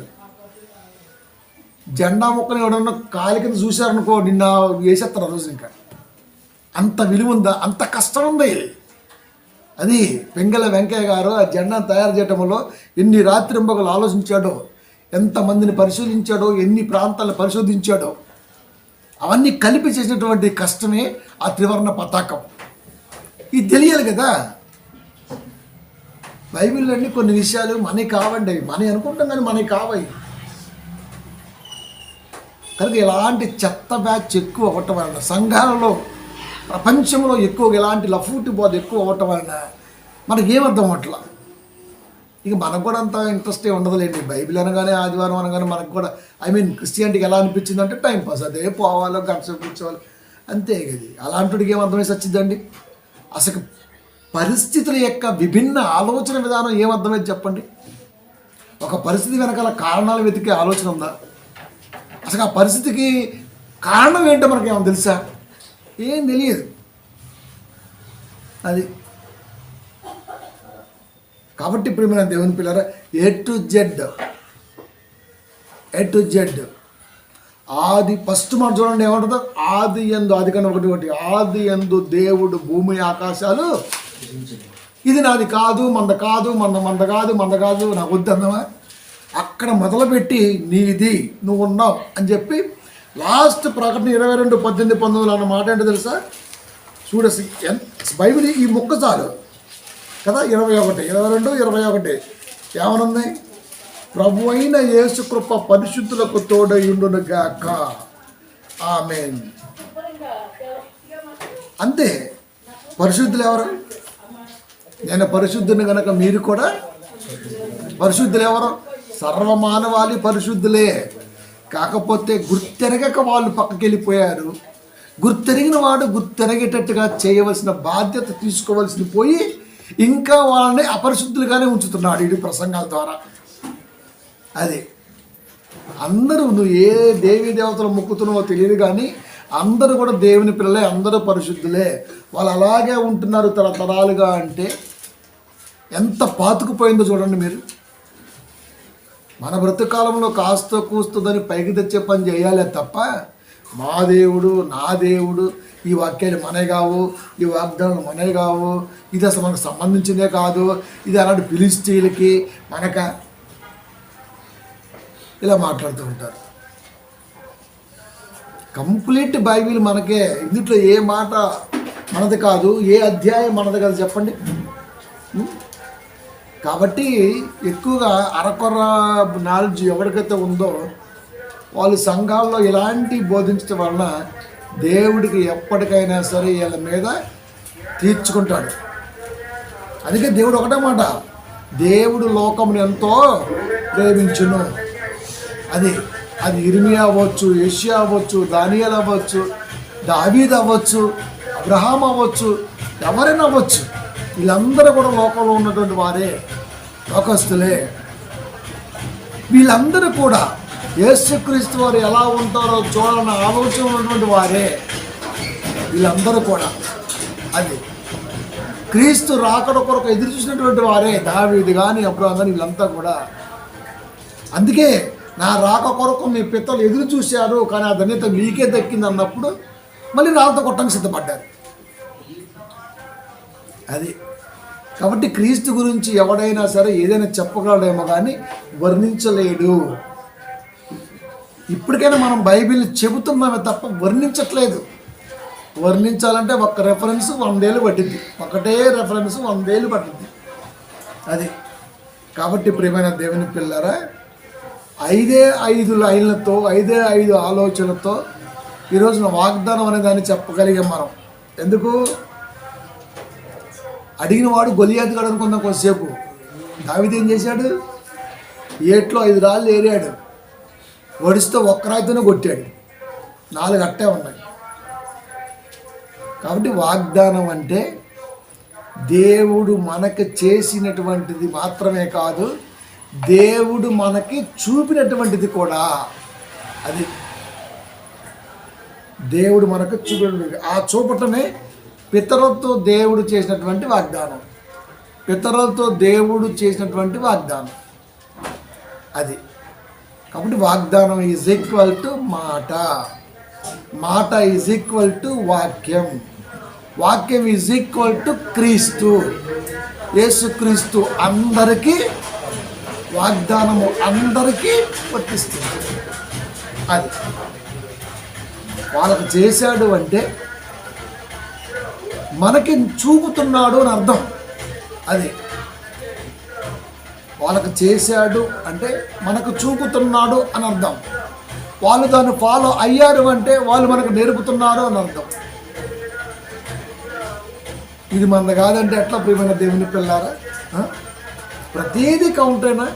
ప్రతీది కౌంటరేనా? వాగ్దానాలు ఇచ్చినా కౌంటరే, లేకపోతే ఇంకేదన్నా కౌంటరే. కానీ ఇది మాత్రం చెప్పరు. అదే వాక్యం తక్కువ ఉండి నువ్వు భోజనాలు పెట్టావనుకో, భోజనము నిమిత్తము దేవుడి పని పాడు చేయకుడు అని చెప్పడే గారు. జనవరి 1 అంటేనే బువ్వ, అది కూడా మళ్ళీ కక్కుర్తి. మన ఇంట్లో ఎప్పుడూ తిన్నట్టు ఎప్పుడు తినలేదండి. మన ఇంట్లో సాంబార్ ఎప్పుడు వండుకోలేదా? చికెన్ ఫ్రై ఎప్పుడు చేసుకోలేదా? 2-3 కూరలు ఎప్పుడు చేసుకోలేదా? గడ్డ పెరుగు ఎప్పుడు తినలేదా? సువార్త ఏది అసలుకి? నీకు జనవరి 1 ఏం చెప్పాడు? వచ్చావు, తెల్ల బట్టలు వేసుకున్నావు, చికెన్ మొక్క ఒంటి మీద వేసుకున్నావు, ఇంటికి పోయింది, అంతే బొవ్వే. అసలు ఎప్పుడైనా సరే సంఘస్థులు అన్నం తినాలంటే ఇలాంటి సందర్భాల్లో కాదు, మిగతా సందర్భాలు ఏమైనా పెట్టుకుని తినాలి తప్ప ఇలాంటి వాటికి ఎందుకురా? అందరూ పెట్టుకుంటున్నారు, మనం పెట్టుకుందాం. అందుకే అందరు చేసినట్టు మనం చేయం. అది మనం చేయలేమా అండి? ఒక్క క్రిస్మస్కి 7,000 రూపాయలు ఖర్చు పెట్టి చేసిన, 14,000 ఖర్చు పెట్టి చేసిన, చేయలేమా? మేము చేయగలమని చూపించాం, కానీ అదే చేసుకుంటూ పోవడానికి కుదరదు. ఇక్కడ మనం తినాలంటే ఎప్పుడైనా ఎలాగైనా సరే కూర్చొని అందరూ కలిసి ఫోన్ చేసుకొని 10 రోజు తిన్నామంటే తినొచ్చు, దాని ఏముంది, హ్యాపీగా తినొచ్చు. కాబట్టి ప్రియమైన దేవుని పిల్లారా, ఇలాంటివన్నీ పక్కన పెట్టి ఈ వాగ్దానం తప్పు, ఇది నీది కాదు, దేవుడు ఒకే ఒక వాగ్దానం చేశాడు, అదే అందరికి నిత్య జీవిస్తా అన్నాడు, సరిపోయిందా? దాని వెనకాల వివరణ కావాలి కదా. కాబట్టి వారికి చేసిన వాగ్దానం మనకి ప్రేరణ, చేసిన వాగ్దానములో వాళ్ళు గుర్తునికి నడిచిన విధానం మనకి ఆదర్శం. దీన్ని కాలరాసే హక్కు ఎవరికొని చెప్పండి? అది కాబట్టి మొరపెడితే ఉత్తరం ఇస్తాడు, విరిగి నలిగిన హృదయాన్ని దేవుడు అండగా ఉంటాడు, గాఢంధకారంలో తోడుగా ఉంటాడు, ఎదురు చూసేవారు నూతన బలను పొందుకుంటారు కదా. నా తలంపులు, దేవుడు అంటున్నాడు, నా తలంపులు మేలుకే కానీ కీడికి కావు, భయపడకు, తోడుగా ఉంటాను. ఈ మాటలన్నీ నేటి క్రైస్తవ్యానికి సంబంధించినవి కావా? కాబట్టి ప్రియమైన దేవుని పిల్లరా, చెప్పే కదా ఫస్టే, చేతిలో ఫోను, 12 అంట పిల్లితల గురికినట్ట, ఆ టైపులో ఉంటుంది. ఇల్లు కూర్చోవటం, ఏదో ఒకటి పెట్టడం, దేవుడిది ఇది మంద కాదు, ఇది క్రైస్తవులు కాదు, ఇది క్రైస్తవులు కాదు, ఇది క్రైస్తవులు కాదు, ఇది క్రైస్తవులు కాదు, క్రైస్తవులు విగ్రహారాధన చేయకూడదు. అసలు క్రైస్తవులు చేస్తారు విగ్రహారాధన? క్రైస్తవులు విగ్రహారాధన ఎందుకు చేస్తారు? లేనిపోయినవన్నీ మనం ఎందుకు మాట్లాడుతున్నాం? అసలు విగ్రహారాధన అంటే ఏంటి? ప్రపంచంలో విగ్రహారాధన చేసే ఏకైక కుటుంబం ఉందంటే అది క్రైస్తవులే. విచిత్రం ఏంటంటే ఇది గురువింద, కింద నలుపు కనబడదు, పైన ఎరిపే కనబడింది. నిజం, ఇప్పటి వరకు విగ్రహారాధన చేసేవాడే క్రైస్తవుడు, మిగతా వాళ్ళు చేయట్లా. మిగతా వాళ్ళు ఏం చేస్తున్నారు తెలుసా? వారికి తెలియని దాన్ని వారు ఆరాధిస్తున్నారు.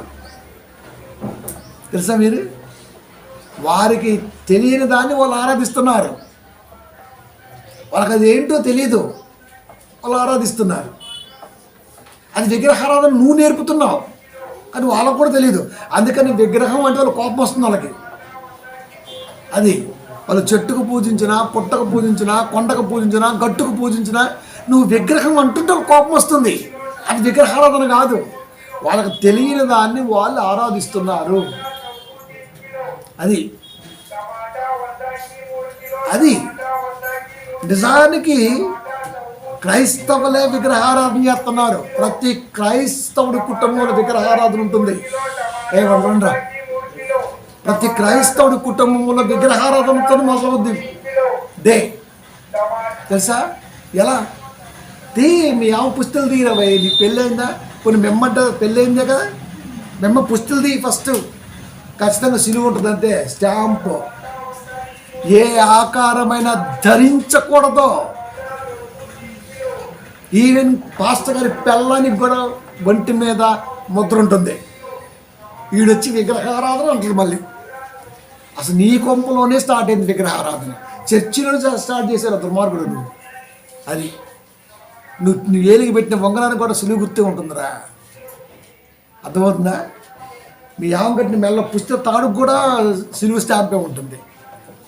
మళ్ళీ మనమేమో అవి విగ్రహాలు కాదురా నాయన. అదే చెప్పినా నీకు వివరణ, వాస్తవికత, ఉద్దేశం ఇవేమీ తెలియకుండా ఈరోజు నువ్వు మాట్లాడుతున్నావంటే నువ్వేమనాలి? మూడు ముళ్ళు వేయటం కూడా దేనికి సంబంధించింది? ఎవడేమన్నాడు? మూడు ముళ్ళు వేయకపోతే భారత రాజ్యాంగంలో ఒకటి ఉండాలి కాబట్టి సిస్టమ్ అంటాం దీన్ని. సిస్టాన్ని ఫాలో అవ్వాల్సిందే ఎవడైనా, అంతే. కాబట్టే నువ్వు ఈ రోజున మెట్లు దొరుకుతున్నావు, మూడు ముళ్ళు వేస్తున్నావు, మెల్లో సూత్రం వేస్తున్నావు, భాస్కరం కడుతున్నావు. హిందూ ధర్మం కాదు, సిస్టమ్. అది సిస్టాన్ని ఫాలో అవ్వన్నాడు దేవుడు. అధికారులను గౌరవించమన్నాడు దేవుడు. అక్కడ మాకు రావా ఇలాంటివి చెప్పటం? కాబట్టి ప్రియమైన దేవుని పిల్లారా, వాగ్దానం గురించి కౌంటర్ వేసే ముందు ఇవన్నీ చూడాలి. ఎదురుగా ఒంగోని వాటర్ ఇస్తున్న మీ ఆమె మెల్ల తాలుబట్టి ఊగుతున్నప్పుడు నీ కంటికి కనబడాలా? ఇది విగ్రహారాధనకు సంబంధించిందే కదా. ఏ ఆకారమైనా చేసుకునకూడదన్నాడు దేవుడు. ఆకాశం అందే కానీ భూమి మీద కానీ మీరు ఏ ఆకారం చేసుకునకూడదు, దాన్ని పూజింపునకూడదు. ఇట్లా తీసుకుని ఇట్లా అద్దుకుంటుంది పొద్దున్నే. మొగుడే దేవుడైపోతే మరి దేవుడేమైపోవాలి? భర్తే దేవుడైతే దేవుడేమైపోవాలి? జతపడ్డారంతే ఇద్దరు. దేవి దేవతలుగా కాదు సుమా. దేవుడి పిల్లలు మీ ద్వారా భూలోకంలోకి రావాలి గనక మీరు వాడుకుంటున్నటువంటి దేవుడు వాడుకుంటున్నటువంటి వారిగా ఉన్నారంతే. నువ్వు దేవతవే దేవుడు, నీ పిల్లలేమో ఏంజిల్స్ ఏం కాదు అక్కడ. కానీ మనం బుద్ధికి అనుకుంటున్నాంగా, ఎట్టి అంటంగా మనం పొద్దున్న లేసి మరి దీన్ని ఏమనాలి? కాబట్టి ఇలాంటి ఎన్నైనా చెప్పచ్చు. అది వీడేమో దేవుడి వాక్యం చెప్పేస్తాడు, ఇలాంటివి కాకుండా. అదే కాబట్టి మనం ఎప్పుడు కూడా సిస్టానికి లోబడి పనిచేయాలి. అది దేవుడు అధికారులను గౌరవించమన్నాడు, అధికారుల్ని ప్రేమించమన్నాడు. అది దేశానికి ఒక సిస్టమ్ ఉంటుంది, దానికి ఖచ్చితంగా లోపడాల్సిందే. ఎవరైనా సరే లోబడి తీరాల్సిందే. ఇక్కడ సడలింపు ఉంది, మరి వారి వారి మతానుసారముగా ఉంటుంది. మళ్ళా అంతటి గొప్ప సిస్టమ్ ఈరోజున మనం ఫాలో అవుతున్నాం. అంత ఫెసిలిటీస్ ఇస్తే వీడికి నోరు కాలిందో ఏం కాలిందో తెలియదు. కానీ వాగ్దానాలు మనవి కావంటాడు, అది మనగా ఇది మంద కాదు అంటాడు, అంతే ఇంకా. కాబట్టి ప్రియమైన దేవుని పిల్లారా, బైబిల్ అంటేనే మనది. ఇందులో రాయబడ్డ ప్రతి మాట మన కొరకే. A to Z మందే. కొన్ని మనవి కావు, కొన్ని మనకు వర్తించమంటే ఎలా వర్తించు, ఎందుకు వర్తించు, అది అనుభవంతో జరిగినటువంటివి. అది ప్రతి దాన్ని దేవుడు తీసివేయకుండా నేటి మానవాళి కూడా తప్పు అనేటట్టుగా నీకు అనిపిస్తుందంటే నువ్వు అది చూసావు, చెప్పావే తప్ప దాన్ని నువ్వు వివరించలేదు, వర్ణించలేదు. ఒక యోధా తామారు గురించి నువ్వు చెప్పావు పాఠం, అత్తామామల గురించి, అత్తాకోళ్ళ గురించి, మామకోళ్ళ గురించి, అంతే. కానీ దాన్ని నువ్వు వర్ణించు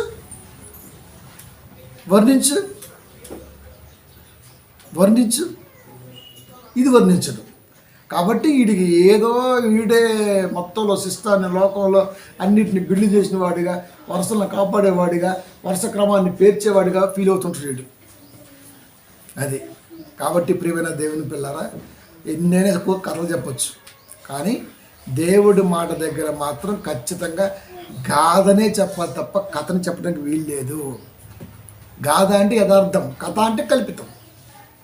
అది మనిషి విమర్శిస్తాడు అని తెలిసినా దేవుడు ఎందుకు రాయించాడయ్యా అంటే ఎవడో ఒకడు వర్ణిస్తాడున్నాము కళ్ళగన్నాడు దేవుడు. ఎవడో ఒకడు వర్ణిస్తాడు, ఆ వర్ణించేవాడులు ఎక్కువ మంది కావాలని కోరుకున్నారు. కానీ ఈ రోజున అడేగాడు గుడేగాడు మొత్తం అట్ట ఫ్లాప్ చేసి పడేస్తున్నారు. అది ఇష్టానుసారంగా అరవటం, గోల చేయటం, కేకలేయటం, ఓ పద్ధతి లేకుండా ఎన్నో ప్రశ్నలు ఈ రోజున బుర్రలో గిర్రు తిరుగుతున్నాయి. వాడికి ఆన్సర్ వచ్చేదిలే. అది కాబట్టి వాగ్దానం అంటే దేవుడు ఇచ్చినటువంటి మాట ఆయా కాలంలో ఆయా వ్యక్తులకి. ఆ మాట వాగ్దాన రూపంలో ఆలోచిస్తే వాళ్ళు ఎలా నడిచారు, వాళ్ళు ఎలా ఫాలో అయ్యారు, ఎలా విజయాన్ని సాధించారు అన్నది మనకు పాఠం. ఆ పాఠంలో ఉన్నటువంటి ఆలోచన తీసుకొని ముందుకెళ్ళగలిగితేనే నిత్య జీవం. అది వారికి దక్కింది అంటే వాళ్ళు వెళ్ళిన విధానం మనకు తెలియాలి, మనకు దక్కాలి అంటే మనం వెళ్తున్న విధానం మనకు అర్థం కావాలి. ఇదే వాగ్దానం. ఇందులో ఏముంది కాంట్రవర్సీ? నమ్మలేని నిజాన్ని నమ్మించడానికి చేసే ప్రయత్నం అంట. నమ్మలేని నిజమా? నీకు పరలోకం ఇస్తా అన్నాడు, అది నమ్మలేని నిజమా? ఇలా ఉంటే ప్రేమిస్తా అన్నాడు, అది నమ్మలేని నిజమా? ఇది ఎలా చెప్తాడండి అసలు? నా తెలియగలుగుతున్నా ఎలా మాట్లాడతాడు? నమ్మలేని నిజాన్ని నమ్మించడానికి చేసేదే వాగ్దానం అని చెప్పాడు డైరెక్ట్గా. అది కాబట్టి పేడి ముదిగాళ్ళు, లొట్టబొగ్గలోళ్ళు, సొట్టబొగ్గలోళ్ళు, కళ్ళు లొట్టలు వీళ్ళందరూ వచ్చారు క్రైస్తవులకి. వీళ్ళ వల్ల మొత్తం కొలాప్స్ అయిపోయింది. అది కరెక్ట్ కానే కాదు. అది కాబట్టి వాగ్దానం అనేది నువ్వు చూసే ప్రామిస్ కార్డులో లేదు. దేవుడు చేసినటువంటి ప్రామిస్లో ప్రయాణం చేసిన పితరుల జీవన శైలి విధానం మీద ఆధారపడి ఉంది. అది నీకు ఆధారం అవ్వాలి, అదే నీకు పరలోక మార్గం అవ్వాలి. అందుకే వాగ్దానం. అది మాట, ఆ మాట వాక్యం. వాక్యం అంటే క్రీస్తు అంటే అందరికీ ప్రభు. ఆయన నిత్యం ఇస్తా అన్నాడు. సింపుల్గా ఒక లైన్లో వచ్చేసింది. అందుకే టైటిల్ ఏం పెట్టాం, మరి అబులో నీకు వాగ్దానం అంటే తెలుసంటరా అని పెట్టాం. కాబట్టి ఇలాంటి వాళ్ళు బాగా ఎక్కువైపోయారు. అందుకనే గ్రామాల మీద దృష్టి పెట్టాను. ఎందుకంటే పచ్చని గ్రామాలని అడ్డగోలుగా చేస్తున్నారు. అది చాలా బాధేస్తుంది. ఏ ఊర్లో చూసినా, ఏ సంఘంలో చూసినా ఒక్కటే సొల్లు, ఒకటే రథ. కాబట్టి ప్రియమైన దేవుని పిల్లరా, ఎవరికైనా బైబిల్ అర్థం అవ్వాలి అంటే వాడు దీనికి సరెండర్ అవ్వాలి. అది ఒక విషయాన్ని క్షుణ్ణంగా ఆలోచించే మనసు కావాలి. దేవుడు ఏం చెబుతున్నాడో అన్న లోతుల్లోకి వెళ్ళగలగాలి. అది అప్పుడే మనకి అర్థమవుతుంది. లేకపోతే మనకు అనిపించింది చెప్పేస్తాం, ఆ తర్వాత ఎవడో ఒకడు మన ముఖం మీద చెప్పేస్తాడు. అందుకే ఒరే అబ్బులో నీకు వాగ్దానం అంటే తెలుసంట్రా అని చెప్పాను. కాబట్టి ఈ అబ్బుల గాడికి సుబ్బుల గాడికి అర్థమై సావదు. ఎందుకంటే వీళ్ళంతా గబ్బుగాళ్ళు. అది గబ్బుగాళ్ళకి వాక్యం ఎందుకు అర్థమైంది? ప్రియమైన దేవుని పిల్లలు సరెండర్ అవ్వలేదుగా మనసు. అరమెదరగాళ్ళు, గబ్బుగాళ్ళు ఇలాంటి వాళ్ళు అందరూ.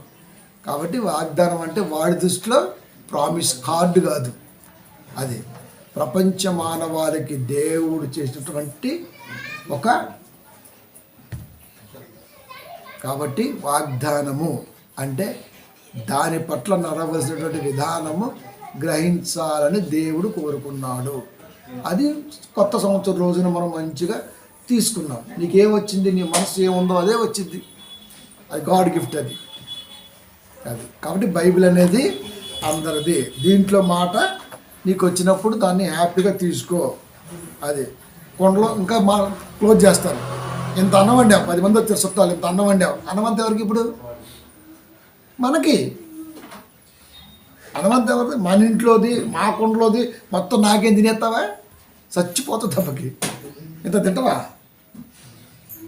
అది బైబిల్ ఎంత ఉంటుంది అందుట్లో ఒక మెతుకు నీకు, ఒక మెతుకు నీకు, ఒక మెతుకు నీకు, మనంతా ఫ్యామిలీ. మానవాళి ఒక ఫ్యామిలీ. ఈ మాట నాకు, ఈ మాట నీకు, మాట ప్రకారం మాట మారిస్తే ఒక పేజీ అవుద్ది, ఒక అధ్యాయం అవుద్ది, ఒక పేరా అవుద్ది. ఈ మొత్తం కలిపిస్తే ఒక ఇల్లు అవుద్ది, ఒక బైబిల్ అవుద్ది. అంతే. ఇందులో ఒక ముక్క నేను తీసుకున్నావు, ఒక ముక్క నువ్వు తీసుకున్నావు, ఒక ముక్క నువ్వు తీసుకున్నావు, అందరూ నాణ్యత తీసుకున్నావు అంటే ఆ కొండలో నుంచే. మనిషికి గంటేసింది మేడం మమ్మీ, మనిషికి గంటేసింది, మంచి పొట్టేలు కొట్టాము, పొట్టేల కూర మొత్తం ఒకేలా ఉంటుంది. మనిషికి ఒక మొక్క వేసింది, నాకు నల్లి మొక్క రావాలని ఎడతావా?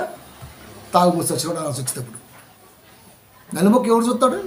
ఇందులో ఎదుగుతే ఎట్లా? ఇంకా నాకు చెవు రాలా, మెత్తటి చెవు రాలా, గుండె మొక్క రాలా, నల్లి మొక్క రాలా అంటే తాగుబోతులు అది ఎదుకుంటారు ఊరికి వాళ్ళకి. అందుకే పాపం చాలామంది కూడా మెత్తటి ఎత్తుంటారు. అదొక బొగ్గు ఇంత కర్రలేసి పెట్టాలా, గుండెలో దెబ్బకి చచ్చిపోతాడు. అది ఇవి కూడా ఎదుగుతారా? ఇవి ఇలాంటివి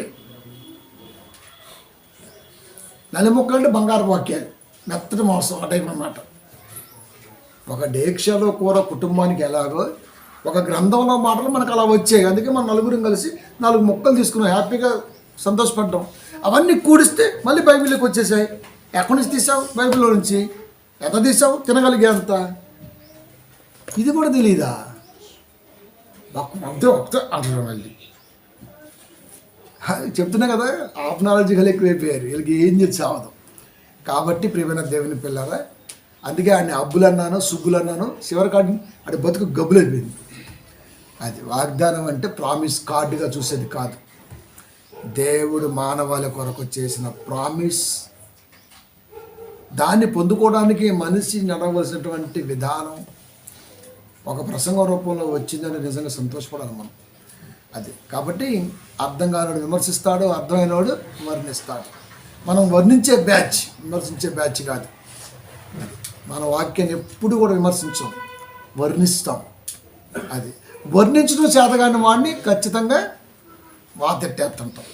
కాబట్టి ప్రియమైన దేవుని పిల్లారా, ఇలాంటి బ్యాచ్లు ఎక్కువ అవటం వల్ల చాలామంది క్రైస్తవ్యంలో స్ట్రగుల్ పడుతుంటారు. అది ఏం చెప్పాలో బయటలో తెలియక, అర్థాలు తెలియక. మనమైతే అలా కాదు, మనమైతే సాధ్యమైనంత వరకు దేవుని కృపను బట్టి వివరించడానికే ప్రయత్నం చేస్తుంటాం. ఆ ప్రయత్నంలో ముందుకి కొనసాగుతూనే ఉందాం. ఓకే, వచ్చే వారం మరొక ఆలోచనతో మరొక ప్రసంగాన్ని ముందుకు తీసుకుంటాం. ప్రార్థించుకుందాం.